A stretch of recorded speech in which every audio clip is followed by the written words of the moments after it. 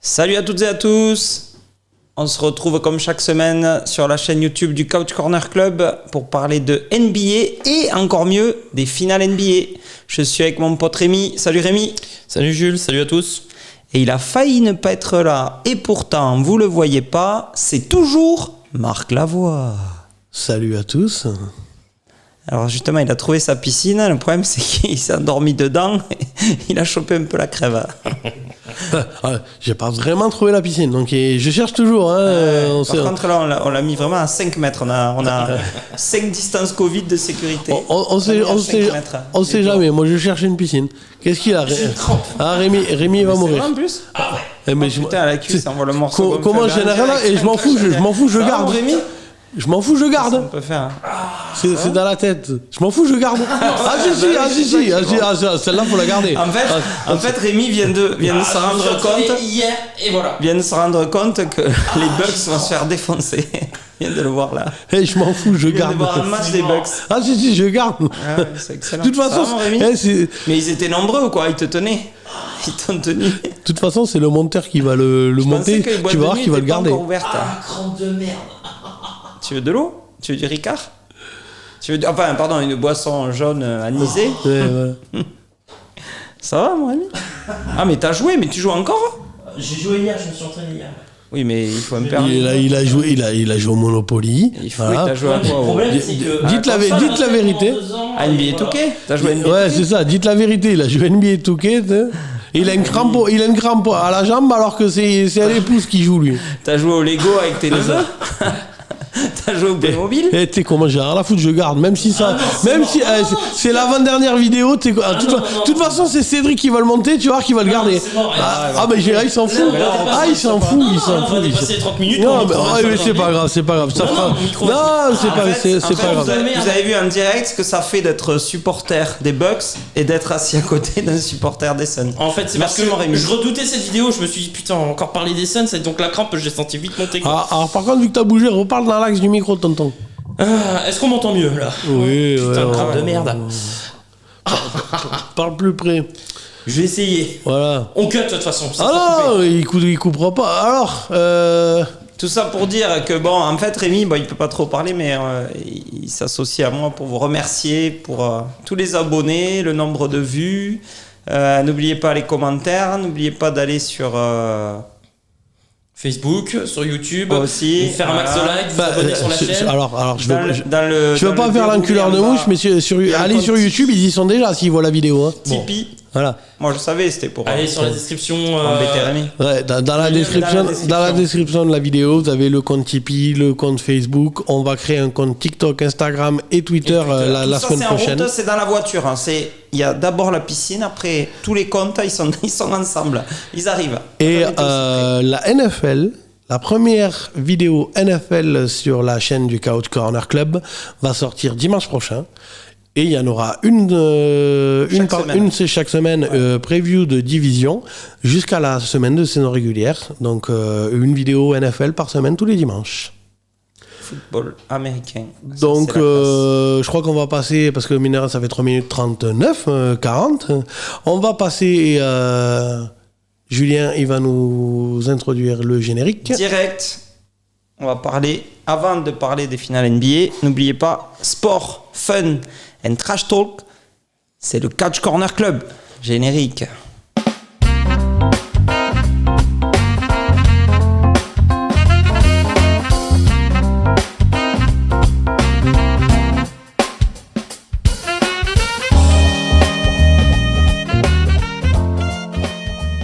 Bon alors, une petite question les gars. Ça fait déjà 2-0 dans ces finales pour les Suns face aux Bucks. Est-ce que ça se termine rapidement? Est-ce que ça se termine par un petit 4-0? La vraie question, c'est est-ce que les Bucks vont en gagner un? Parce que je sais pas si ça compte. Si tu vas en finale NBA et que tu n'en gagnes pas, je sais pas si ça compte en fait. Je pense qu'il faut rejouer. C'est comme France-Suisse, je crois qu'il y a une pétition. Oui. Oui, alors après, alors la France-Suisse, non mais, alors là, c'est la pétition, Les c'est mecs qu'en qui font fait, des pétitions. il y a des matchs déjà remis parce que le gardien est pas sur la ligne. Mais bon, vu qu'il n'y avait pas la vidéo, que personne l'a vu, tant pis. Là, à mon avis, tu peux faire des vidéos. Je pense que vu les 2 premiers matchs, tu peux faire des matchs de 3h15. Vu comme ils jouent les Bucks, tu peux jouer pendant 3h15. Le résultat, c'est le même.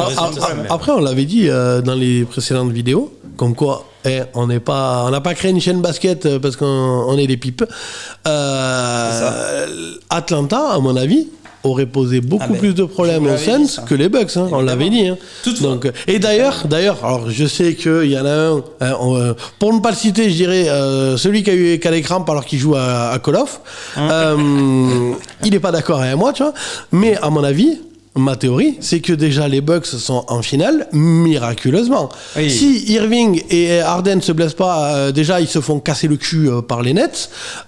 Et si, à mon avis, même si Antetokounmpo était blessé, si Antetokounmpo avait été là dans la série contre Atlanta et Trae Young aussi, et Trae Young aussi, à mon avis, avec Trae Young, ça allait au match 7 et là voilà quoi. C'était qui tout double. C'est ça. 50-50. Donc à mon avis les Suns ils vont mettre 4-0 ou à grand maximum 4-1 à Milwaukee, alors que à mon avis si ça avait été Atlanta on aurait pu aller en 4-2 voire 4-3. Alors je vais revenir là-dessus puisque oui en effet c'est moi qui suis pas d'accord avec toi. C'est toi qui joues à Call of alors que t'as des crampes. Ouais. T'aurais dû venir hier faire l'entraînement avec moi pendant 2h30. 2h30 de Call of, moi j'y arrive.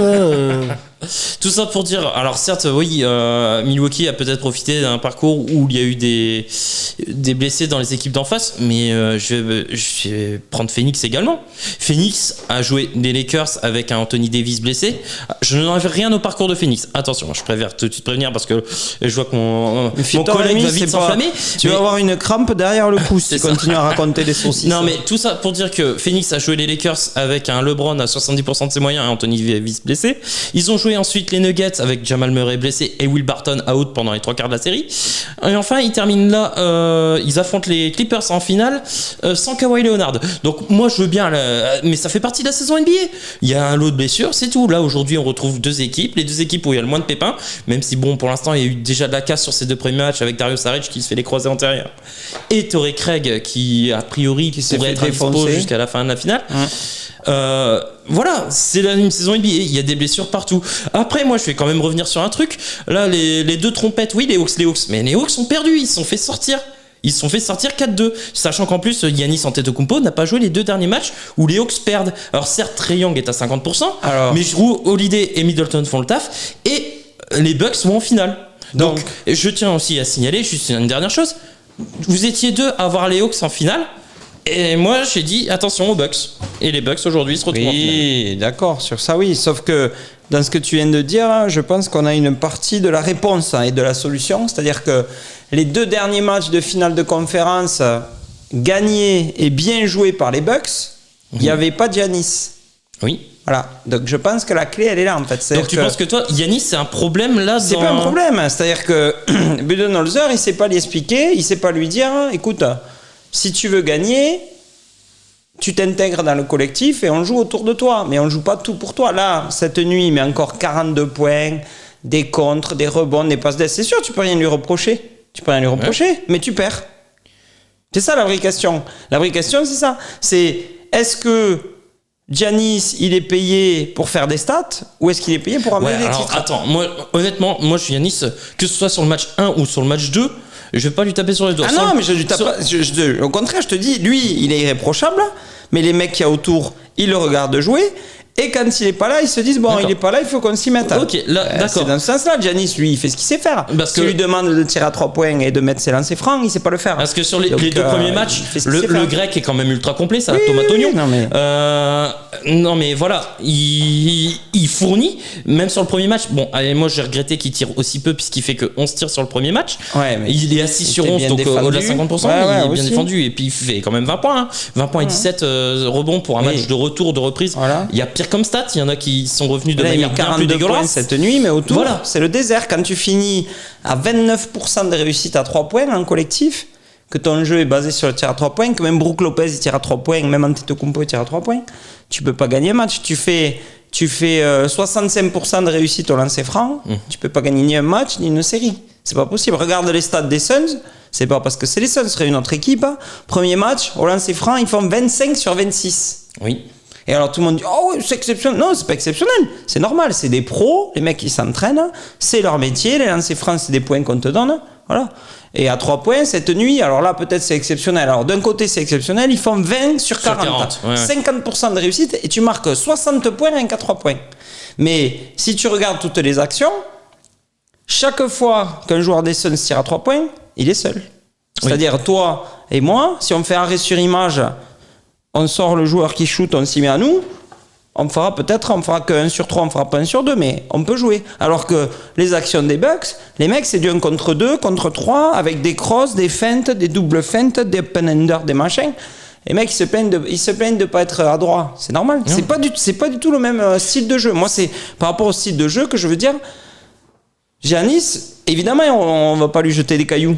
Il est en pleine forme, voilà. Mais c'est pas avec ça que tu gagnes des titres. Oui, je suis d'accord avec toi. De toute façon, pour l'instant, le meilleur collectif et le plus beau basket est sans conteste du côté de Phoenix. Et ça depuis le début de saison. Depuis le début de saison et début de playoff. Et ça se voit rien qu'au niveau des statistiques, même sur ce match où Michael Bridges met 27. Alors lui, voilà. En plus, c'est-à-dire qu'à chaque fois dans un collectif, c'est l'avantage de jouer du collectif. C'est-à-dire que t'as chaque fois un joueur qui va sortir du lot, en plus des 2-3 tauliers, des Ayton. Ayton, là, il a pas fait un gros match. Il est à 10 points, 11 rebonds. Voilà. Et tous les matchs, quand il est pas bon, il fait 10 et 10. C'est-à-dire qu'il a un double-double depuis le début des playoffs. Et personne n'en parle. Mais ça va très bien. Lui, il s'en fout. Il cherche pas la lumière. Et tu prends... La dernière fois, on s'est chambré parce que tu m'as dit « Ouais, Middleton, il est plus fort que Crowder. » Eh bien, tu regardes les stats de cette nuit... Crowder, il est à 3 sur 5 à 3 points. Il joue à 2 minutes près le même temps que Middleton. Il met le même nombre de points. Il met des 3 points en plus. L'autre, il est à 25% de réussite. Et quand tu regardes une fois de plus le rapport qualité-prix, tu en as un qui est payé 7 millions, Crowder, et l'autre, il est payé 25 millions. Donc, résultat des courses. Pour expliquer qu'en NBA, les gens, ils pensent qu'en additionnant des mecs bons, bien payés, ça fait une équipe. C'est pas comme ça que ça tourne. Donc, la vraie question, c'est ça, c'est qu'est-ce que va faire Tonton Budenholzer pour arriver à pas être Fanny, quoi. C'est ça. Moi, j'en suis là. Après, moi, je pense qu'ils vont gagner un match, les Bucks, mais je sais pas comment. Pour l'instant, je sais pas comment. Je sais pas s'ils vont être obligés d'attendre qu'il y ait encore plus de blessés aux Suns ou que les Suns soient moins bien sur un coup, tout ça. Je sais pas. Même tactiquement, en tant que coach et observateur. Je sais pas ce qu'il va arriver à proposer pour contrer le jeu des Suns. Moi aussi. Moi, cette série, en fait, elle me fait penser à une autre série. J'ai l'impression d'avoir déjà vu cette série. Cette série, c'était Milwaukee contre Brooklyn. Je rappelle un peu le scénario. Le scénario des 2 premiers matchs, Brooklyn humilie, mais vraiment humilie, écrase Milwaukee. Il y a 2-0. 2 branlées phénoménales. Et dans le 3e match, c'est une boucherie. Hein. Ouais, le match est dégueulasse à regarder. C'est peut-être le plus mauvais match des playoffs cette année. Ça se termine sur un petit score, un score de minime. Et c'est un peu le tournant. C'est là que Milwaukee revient à 2-1 et revient dans la série. Alors, comment ils ont fait pour parvenir à prendre ce match ? Eh ben, ils ont mis des brins, ils ont mis une autre intensité parce que là, ils ont aucune intensité. Et surtout, ça a été là, défensivement. Là, ça fait 2 matchs où ils en prennent 118 dans la musette. Ils défendent, comme tu dis, ils défendent. 118. 118, ouais. Bon, voilà. 118. Et du coup, ils défendent que dalle. Ils sont nuls à chier sur le pick and roll où ça switch tout le temps et Brolo ne peut pas courir. Ils sont nuls à chier sur la ligne à 3 points. Parce qu'ils laissent, comme tu dis, tous les joueurs à 3 points sont ouverts. Il y en a toujours un. Si tu veux faire. Oui, mais ça tourne. Tu regarderas une action là de cette nuit. Ils font, sur jeu placé, ils font 9 passes après fixation sans dribble, les Suns. Ils attaquent 23 secondes avec 9 passes en fixation. La défense de Milwaukee est au top. À chaque fois, elle sort, elle y est, machin et tout. Je suis pas d'accord avec toi. Sur cette action, oui, la défense, elle est OK. C'est nickel. Et ça finit par un N1 avec un dunk de Ayton à la 23e seconde. Ouais, ça veut dire que tu peux jouer pendant 10 ans. T'es les Bucks, tu dis stop, on peut pas faire plus, quoi. Je l'ai vu cette action. Oui, il y a 9 passes en c'est symptomatique. Mais c'est une action. Moi, je vois, comme tu l'as dit tout à l'heure, je vois des actions où il y a un shooter à 3 points tout seul dans le corner. Au bout de 2 passes, je vois une action aussi où Chris Paul fixe 3 joueurs. Il y a 3 joueurs sur Chris Paul. T'as Chris Paul, hein. Mais parce que les mecs, au bout d'un moment, ils savaient plus quoi faire. Non, mais Chris Paul, tu peux le respecter, mais les autres, faut bien les respecter aussi. T'as le droit de défendre sur les autres. Tu te doutes que Chris Paul va pas prendre un shoot sur 3 joueurs. il va lâcher la gonfle. Alors que, c'est en ça que je te dis, le coaching de Budenholzer à Milwaukee, Pour l'instant, il n'y a par pas de coaching. exemple, voilà, Portis, que j'adore, mon copain avec les gros yeux, il joue 4 minutes. Tu veux faire quoi avec 4 minutes? Il fait peur à qui? Quand il est sur le terrain, le défenseur qui doit sortir sur Portis, il fait quoi? Il fait, vas-y, shoot. De toute façon, tu vas le rater, tu vas sortir. Boum. Et voilà. Donc, du coup, c'est en ça que tu me dis, les joueurs des Suns, il faut tous les respecter parce qu'ils sont tous capables de faire un carton. Là, cette nuit, c'était Bridges. Le tour d'avant, c'était Cameron Payne qui met 29 points, record de carrière, machin. Quand c'est pas lui, Booker, il met 40. Quand ça va pas, Chris Paul. Et le jour où Ayton, tu lui donnes plus de ballons, il met 25 pions. C'est en ça que c'est un sport collectif et c'est en ça que les Suns, tu sais pas comment les attraper en fait. Et c'est pour ça que c'est inquiétant du côté des Bucks. Moi, je pense qu'ils vont gagner un match, j'en suis sûr. Je pense que ça va faire 4-1 pour un peu de suspense, voire 4-2, mais ça ira pas plus loin. Mais c'est vraiment pour moi la faillite d'un système, d'une façon de coacher et d'une starisation d'un double MVP. Ça me fait penser, pour les plus anciens, à Jordan avant qu'il gagne le titre. Jordan, pendant 5-6 ans, il était comme Antetokounmpo. C'était le meilleur de son équipe, il sautait partout, il mettait 40 points, des contres, des dunks, des machins. Et à chaque fois qu'il arrivait face aux Detroit Pistons, il se faisait défoncer parce qu'en face, il n'y avait pas de génie, mais il n'y avait que des mecs qui jouaient en équipe, qui jouaient dur. Et il le défonçait à chaque fois. Et c'est après, au bout d'un moment, qu'ils ont construit l'équipe avec Pippen, machin, Paxson, toute la clique, autour de lui, et qu'ils lui ont expliqué, ils ont dit, écoute, au lieu de marquer 40 points, tu vas nous en marquer que 25, mais on va ramener le titre. Je pense que tant qu'ils feront pas ça, les Bucks, ça va être compliqué. Et là, comme dirait Marc Lavoie, quand il est en forme, pas quand il est tout éclaté comme aujourd'hui, les Bucks vont se faire casser le cucu. Alors moi je dis cucu, mais lui il aurait pas dit ça, mais voilà. Et c'est dommage. Après c'est dommage. Alors moi évidemment, en plus c'est pour ça que j'ai mis le maillot de Eric Bledsoe. C'est grâce à lui que tout est possible. C'est-à-dire que Bledsoe il a joué aux Suns, il s'est fait virer des Suns parce qu'il était nul. Il est parti à Milwaukee. Il s'est fait virer de Milwaukee et les deux sont en finale. Donc merci Eric. Non, alors quand tu dis c'est pas le bon système, c'est l'échec d'un système. Le système c'est quoi? Pour toi le système c'est les individualités? Non mais le système de prendre une grosse star et d'attraper 2-3 types autour en fonction de ce qu'il y a sur le marché, en fonction de ceux qui veulent bien venir, c'est là où ça va pas. C'est-à-dire que pour garder, rappelle-toi, on en a parlé dans une des émissions, que tu as dit pour garder Antetokounmpo, ils ont fait venir tous les joueurs qu'ils pouvaient attraper autour. Oui. Évidemment, mais c'était pas pour gagner le titre. C'était pour dire à Antetokounmpo, on fait le maximum pour que tu restes et peut-être on gagnera le titre. Après, est-ce vraiment un échec? Quand tu penses, les Lakers, ils ont été chercher Anthony Davis et l'année dernière, ils gagnent le titre. Donc, moi, ce système, j'ai pas envie de lui taper dessus. Alors, et en plus, Milwaukee, comme je t'ai dit, c'est un petit marché. Personne veut y aller, donc ils sont obligés pour se renforcer de passer par des trades. Moi c'est pas l'échec d'un système, moi pour l'instant c'est la faillite d'un coaching. Oui, alors d'un système de jeu si tu veux. Voilà, d'un système de jeu, ça c'est sûr. Ok, moi c'est pas le système de jeu parce que je pense que Giannis fournit, mais et je pense que Milwaukee a quand même. Après, c'est pas le plus beau jeu, hein, mais moi je pense que c'est plus des joueurs qui sont en perte de confiance. Après, et qui dans les deux recrues, notamment la dernière que tu fais venir, Drew Holiday, qui est arrivé en grande pompe avec le gros contrat, le machin et tout. Ah, il est parti en vacances avec des professeurs. Ouais, là, il doit être du côté de Saint-Trope là, parce que il est horrible au niveau du shoot. C'est plus Johnny Hallyday que Drew Holiday là qui est venu. C'est ce que je dis depuis le début. Non, mais que j'ai dit d'ailleurs dans la dernière vidéo, si je me gourre pas, que Rémi là, tu mets ton médieu. Et même toi, je crois. C'est de la merde. Il gagnera jamais un titre avec une équipe de bras cassés pareil. Veut dire oui, je veux quand le feuilleton de l'intersaison l'année dernière, il signe pas et que le GM il te dit je te ramène des stars et je te ramène du monde et tout. Attends. Et que vous m'avez sorti oui mais quand même Drew Holiday il est bon et machin et Middleton il doit juste prendre un peu en dessous et tout ça machin. C'est de la merde. Quand LeBron il a demandé une putain de star, on lui a donné Anthony Davis. Quand Kawhi il a demandé demandé une putain de star, on lui a donné Paul George. Alors bon, on pense qu'on veut de Paul George. N'empêche que quand il est pas là, l'autre il plante. Et quand David Booker, il a rien demandé, on lui a donné. Non mais voilà, ce que je veux dire, c'est qu'à un moment donné, à un moment donné, si tu veux, c'est comme Lillard, tu vois, il demande du monde, on lui donne McCollum, bordel de merde. À un moment donné, tu gagnes pas. Aujourd'hui, dans la NBA d'aujourd'hui, c'est pas une question de, parce que tu sais, il y a des All-Star borderline, tu vois ce que je veux dire, des McCollum qui potentiellement machin, des Middleton qui potentiellement, mes couilles. À un moment donné, il te faut 2 méga putain de stars. Mais tu peux pas. Mais si, là, putain.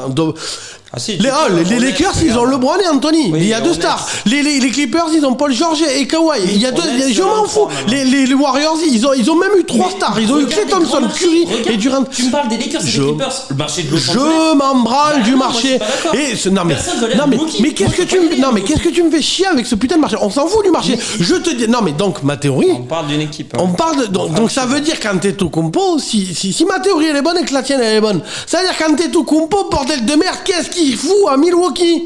Mais il devrait aller jouer ailleurs parce que mais Antetokounmpo, il paraît que dans les rumeurs que j'avais entendues, il est intéressé par Miami. Ah déjà ça va lui faire chelou le climat, tu vois, il va être content, tu vois. C'est ça, chelou mais dans le bon sens, tu vois ce que je veux dire. C'est comme quand les Raptors ils sont allés jouer à Tampa Bay. Les mecs ils ont dû découvrir le soleil, ça a dû leur faire chelou. Ils ont pas gagné le match, c'est pour ça. Non, c'est ça. Par contre ouais, tu sens qu'ils aiment la neige parce que visiblement ça leur a pas plu. Ils sont fondus, ils sont liquéfiés là-bas. Mais ce que je veux dire, ce que je veux dire par mes propos, c'est qu'à un moment donné, il gagnera jamais avec une équipe de pseudo All-Star. Avec des All-Star borderline comme McCollum, comme Middleton. Lillard, c'est pareil, bordel de merde. Tu prends Lillard, tu prends Antetokounmpo, tu les fais jouer à Miami, ils sont champions. À un moment donné, moi je suis Miami. Ok, alors Spoelstra, il a son équipe, machin. Peut-être que Miami, c'est pas exactement le bon truc parce que tu vois, ils aiment bien le côté familial. On est d'accord. Mais je sais pas, une autre grosse franchise qui fait de la merde, il y aurait quoi Sacramento, non, mais une vraie New York. Ouais, New York. Honnêtement, tu prends New York, tu mets Lillard et Antetokounmpo, t'as une grosse franchise, t'as le pognon pour, et t'as un titre. Bordel de merde. Ouais. À un moment donné, rester avec des All-Stars borderline, comme j'appelle, c'est de la merde. Je veux dire, putain, imagine la gueule d'Antetokounmpo. Quand le GM, il a dit, parce que l'autre, il a dit, je veux des stars. Tu vois, comme Kawhi. Parce que Kawhi, c'est ce qu'il a fait. Il est arrivé aux Clippers, il a tapé un scandale, il a dit, moi, je veux bien, mais vous me donnez quelqu'un. Tu vois ce que je veux dire? D'accord? Imagine la tronche d'Antetokounmpo quand l'autre, il lui a dit, ouais, je veux des stars, machin, et que le GM, il lui a répondu, mec, j'ai une petite idée derrière les fagots, tonton.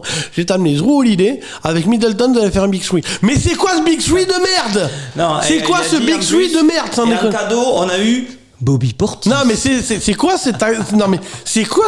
j'allais dire cet accent de merde. Et effectivement, Big Three, je galère un peu. Mais c'est quoi ce Big Three de merde? Sans me déconner, c'est un Little Tree. Non mais c'est un tout petit comme ça. Mais c'est un 1,5. C'est un 1,5. Et quand tu vois les stats sur les 2 premiers matchs, Jrue Holiday, c'est 27 points en 2 matchs. Non mais c'est merdique. 140 et quelques. Regarde le pauvre Antetokounmpo, on dirait Lillard. Il est obligé de planter 42 points et malgré ça ils perdent. Ah ben oui. Mais le souci. Et tu répètes encore, bon, mais ça tu. C'est le petit marché, j'ai compris, mais fous-la à New York, bordel de merde! Il y a une deuxième chose, mais dans ce cas, c'est le choix d'Antetokounmpo. Ah non, mais il a fait de la merde, Ah non, mais je suis d'accord avec toi. Moi, le sentimental, Antetokounmpo. Oui, non, mais c'est ça, il a joué. Oui, mais sauf que la NBA, c'est un putain de business à un moment donné. Si tu veux un titre, à un moment donné, il faudra qu'il aille jouer à New York ou autre. Il est jeune encore, il est jeune. Sauf que moi, le choix. Oui, mais Lillard aussi. Et puis regarde Lillard, il se retrouve à 36 balais. Enfin, quel âge il a? Ouais, bon. Il se retrouve à 31 ans, il a toujours pas de titre. Et peut-être qu'il en gagnera jamais, bordel. Mais moi, juste, sauf que moi, c'est pas le choix des Bucks. Ils vont chercher Jrue Holiday, mais je te rappelle qu'ils vont le chercher contre Eric Bledsoe. Et c'est de la merde, pareil, hein. Mais tu vas pas chercher une resta. Ce que je veux dire, c'est que Jrue Holiday est venu dans un échange. Il est pas venu free agent. Il est venu dans un échange. C'était un échange de joueurs.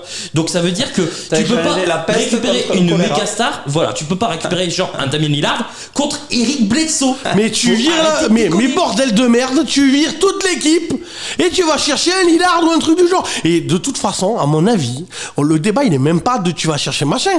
Il est qu'Antetokounmpo, il aurait dû se casser. Bah, c'est ça. Ah, putain, les gens ils vont dire que je crie trop dans la vidéo, mais ça m'énerve. Quand je vois un mec avec un potentiel. Non, mais il a pris un guron. Non, mais c'est ça. En plus, putain, j'ai chaud, j'en peux plus. Les gens ils vont dire que je crie dans la vidéo, mais moi ça me rend ouf. Franchement, c'est comme Lillard, tu vois. Ça me rend ouf de voir des mecs avec un talent pareil qui vont gâcher leur carrière juste pour.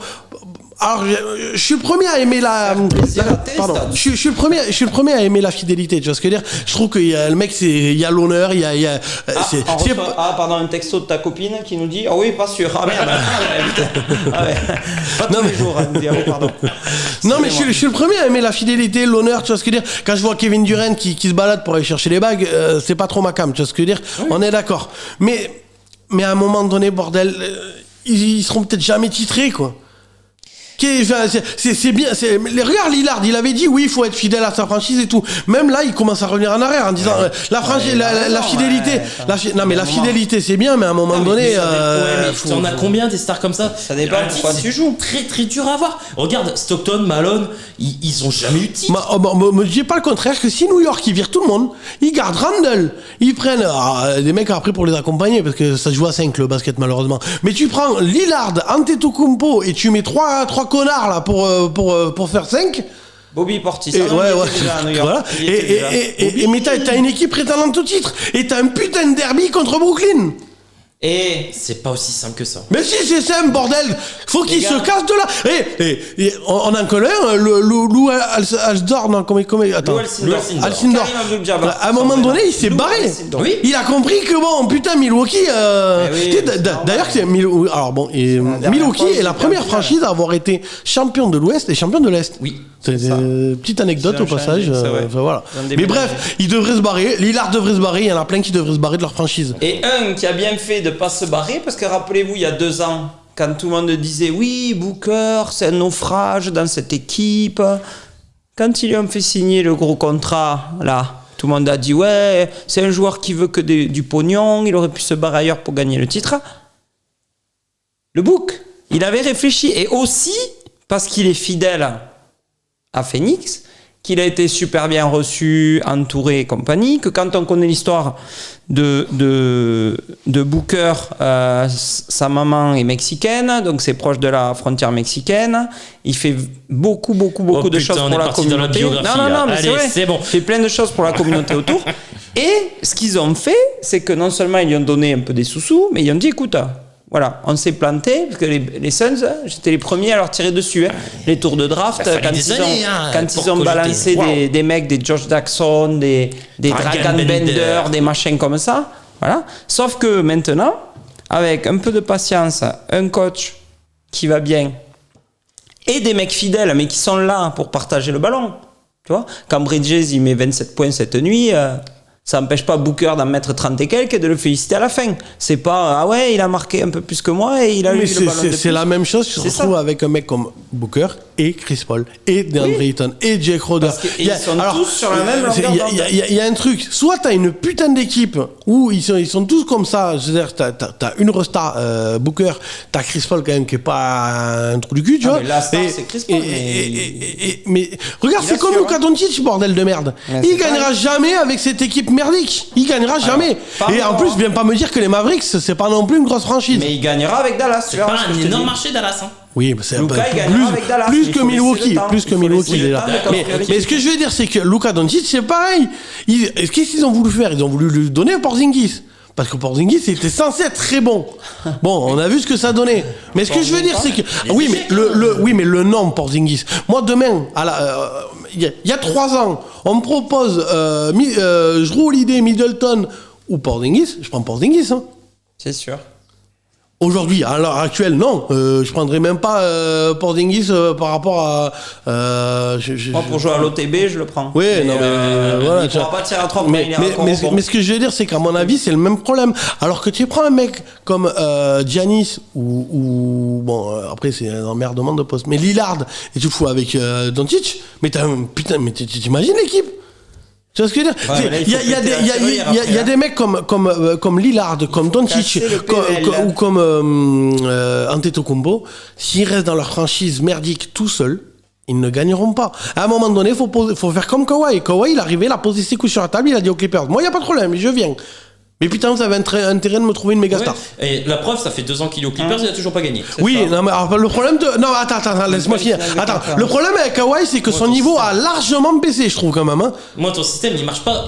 Ah non, après, oui, après, le système marche pas, tout passe par lui. À mon avis, ça devrait pas passer, tout devrait pas passer par lui. Et son niveau a quand même vachement baissé. Je suis désolé. Tout passe par lui, même les popcorn. Oui, non mais donc à un moment donné, il y a des mecs comme ça, il faut qu'ils se cassent. Voilà. C'est comme dans le rugby. Dans tous les sports, il y a des mecs qui sont fidèles. Tu sais, alors regarde Aurélien Rougerie, pour ceux qui connaissent en rugby, tu vois ce que je veux dire. Bon, le mec il a gagné 2 titres. Et enfin, il a réussi à en gagner. Mais à un moment donné, Rougerie avec Clermont, il était fidèle. Hein, il a joué toute sa carrière à Clermont, tout ça machin. Mais c'était un bouclier, 10 finales perdues, un bouclier offert quoi. C'est ça. Tu vois, à un moment, heureusement pour lui, il a réussi à en gagner 2, tu vois ce que je veux dire. Mais il était prêt à finir toute sa carrière sans gagner de titre, juste pour rester à Clermont. Et je trouve ça triste pour des joueurs de ce niveau.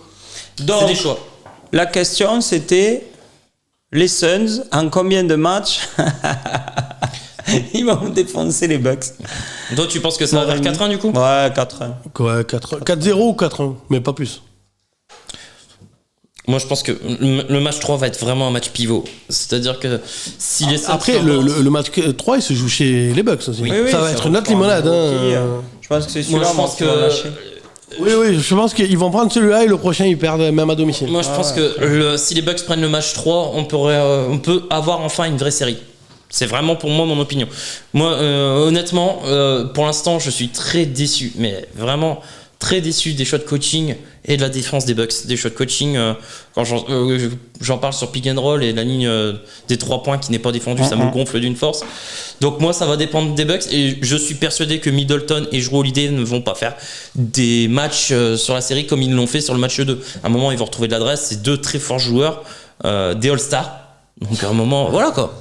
C'est des All-Stars. C'est peut-être pas des méga stars comme tu dis, mais c'est des All-Stars. Le problème, c'est qu'ils sont inconstants. Comme tu dis, il y a peut-être des matchs où ils vont être bons. Oui, mais tu peux pas tu peux pas t'appeler All-Star et Megastar ou je sais pas qui, de machin, même star de mes couilles et des étoiles dans tous les sens, et en étant aussi peu régulier et en disant, oui, mais il y a peut-être des matchs où Jake Crowder, il y a des matchs où il est bon. Je veux dire, à un moment. Porzingis, non, mais Porzingis, il a fait des matchs où il était bon, hein, cette saison. Tu regardes les stats de Crowder sur la demi-finale de conférence Ouest, c'est pas ça. Tu regardes dans la réussite, dans le nombre de tirs, c'est oui, pas ça. mais il te coûte 3 fois moins cher. Je vais clore le débat de suite. Oui, parce qu'on va passer au pronom. Et Chris Paul, sur les 2 premiers matchs, ils ont battu les Splash Brothers des Golden State Warriors de 2018. Ils ont marqué plus de points à eux deux sur les 2 premiers matchs, 156 points contre les Splash Brothers qui étaient déjà recordman du truc. Alors on va se calmer ça, avec. ça veut bien On dire va ce se que ça veut calmer les Warriors, d'accord. On détient le nombre de victoires sur une saison. Non, je te parle on des a plein de Splash Brothers. titres. Je te parle Oui, de mais Curry, oui, ben on va se calmer avec les Warriors. Je te comprends pas. Je te dis les 2 joueurs déjà, le record est battu. Avec comme Chris Paul et Booker. La défense des Bucks leur laisse shooter quand même. Ouais. Faut pas parler mal des Suns. On touche pas aux Warriors. Voilà. Ça y est. Ça me flamme. Et du coup, on peut passer au prono là. Ouais, on va passer au pronom. Pronostic.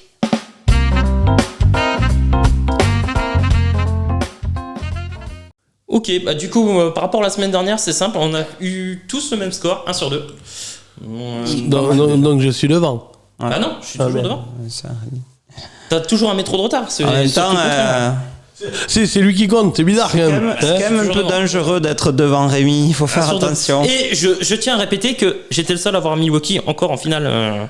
C'est vrai, mon Rémi. Merci. Parce que moi, non, mais à un moment, il faut rendre à César ce qui appartient à César. Bravo, Rémi. On va dire. Donc maintenant, il se prend pour César. Mais moi, j'avais envie de voir une vraie finale, en fait. Donc c'est pour ça que j'avais envie de voir. Oui, c'est ça. C'est-à-dire que toi, t'es peut-être bon pronom, mais nous, on aime le vrai basket, monsieur. Non, mais donc, j'aime le vrai basket aussi. C'est juste que Milwaukee fait du basket dégueulasse en ce moment, c'est tout. Bon, prono. De toute façon, je crois qu'on les a déjà dit. Match 3 Milwaukee. C'est ça. Match 4 Suns. Et c'est fini. Et match 5 Suns. Voilà. Match 3 Milwaukee, match 4 Suns.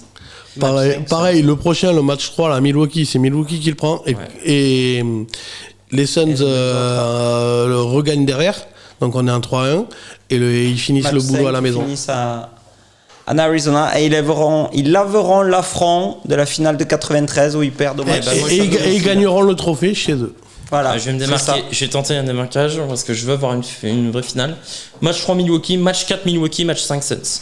Rémi, il est joueur lui. Ouais, je suis joueur, mais c'est pour ça que je suis temps. Donc, ouais, mais t'es devant. Mais si tu perds là, peut-être que je te rattrape. Non, j'ai au moins 2 ou 3 victoires. Ouais, 12, 15, au ouais. moins 2, Ouais, c'est ça. Entre 2 ou 12. Ouais, ouais, c'est Je entre me rappelle, deux. rien que la semaine dernière, j'étais à 3-1 quand vous. 3 sur Il s'est 5. toujours pas compté. Non, mais j'étais à 3 sur 5 la semaine dernière quand vous avez fait 1 sur 5. Donc j'ai au moins 2 points d'avance. Attends, mec, t'étais quand même loin à la bourre derrière moi. J'ai fait des perfects et tout ça. Rappelle-moi, dans ton club, ils t'ont pas mis trésorier au moins, parce que là, sinon. Ah ouais, sinon vous êtes dans la merde. Ouais, je te le dis. Bon, C'était bien, les petits poulets. On espère, du coup, mais c'est sûr qu'on va se retrouver Au moins la une semaine fois. prochaine. Au moins une fois. Encore, parce que même s'il y a 4-0, on mais se ce sera retrouvera peut-être la encore dernière une vidéo. fois. N'oubliez pas les pouces bleus, de faire tourner à vos potes, de mettre des commentaires, ça c'est super important. C'est ça. Et la semaine prochaine, la NFL, nous on va se retrouver pour la NBA. Ce Et sera surtout- peut-être la dernière vidéo la prochaine. Et surtout, on vous remercie. Déjà de nous avoir suivis pour la NBA. Si c'est l'avant-dernière, on en reparlera. De toute façon, on fera un petit bilan la semaine prochaine. Mais on vous remercie de nous avoir suivis pour... Tu peux baisser tes bras 2 secondes, hein, t'inquiète. Ah pardon, je trouvais que c'était bien. Ouais. Et non, on vous remercie de nous avoir suivis pour la NBA. De toute façon, dès que la NBA reprendra, nous on reprendra aussi. Donc normalement, le planning, s'il change pas, Covid, machin, mes couilles, c'est octobre. Octobre. Donc nous on sera de retour, enfin la partie NBA sera de retour en octobre. Vous retrouverez Rémi et Marc Lavoie, le cousin de Marc Lavoie, NFL. Marc Lannoy, sur la NFL. Avec un autre protagoniste. Tézig. Tézig, Jean-Michel. Ou Petit Cul pour les intimes. Et je crois qu'on a tout dit. Donc Julien. Sport, fun and trash talk, c'était le Couch Corner Club. Salut les filles. Salut à tous. Salut.